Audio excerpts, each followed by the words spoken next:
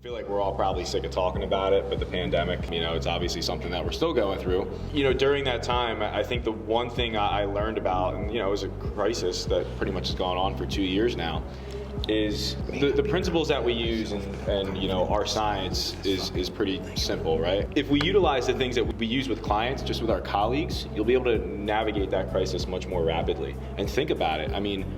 I was kind of foolishly, I was a little bit surprised with the most recent variant that I saw a lot of people struggling with their mental health, more so than I felt like in the variant before it. And I think it was just because it was so far widespread and so many people were, getting COVID that it brought up a lot of mental health crises in people. And, during those times, and I know some of you were at our other presentation yesterday, and somebody asked a question and she's like, well, what if supporting your colleague is actually to a detriment of a client? That colleague is going to work with hundreds, thousands of clients through their career. If one client loses a couple hours of service because I can help that person and provide them with some support, that's going to have exponential gains on the back end for the people we work with. So I think during this time, and I think we've all probably learned it, and if nothing else, it was much more reinforced for us, is the more we can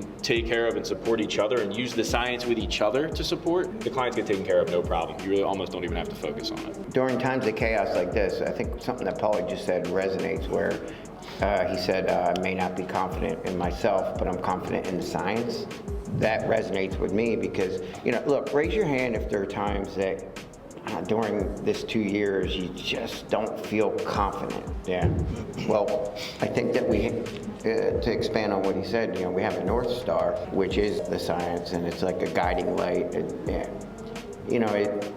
It really has helped me work through the most difficult times. And the way I feel that we have to continue thinking, like Jason just said, he was surprised by the variant, and I sort of wasn't, because of the mindset, if that's even acceptable terminology. The mindset and the covert rehearsal that I continually would have every single day for the last couple of years was the same thing. I would repeat to myself and to others, prepare as though this is a marathon and not a sprint, because you won't burn out.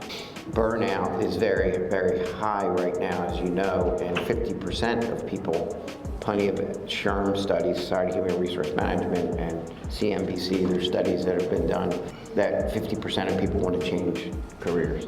Keep thinking of it as a long game and not a short game, and then you're not burning out to that degree. And when it comes, we talked about this yesterday, when it comes to work-life balance, which is a very important thing right now, it's very important that we rest very frequently, but don't quit. So if you're strong, your mission is strong, and your purpose, you're going to keep reminding yourself of your purpose. And as long as you continue to take frequent rests, just don't freaking quit.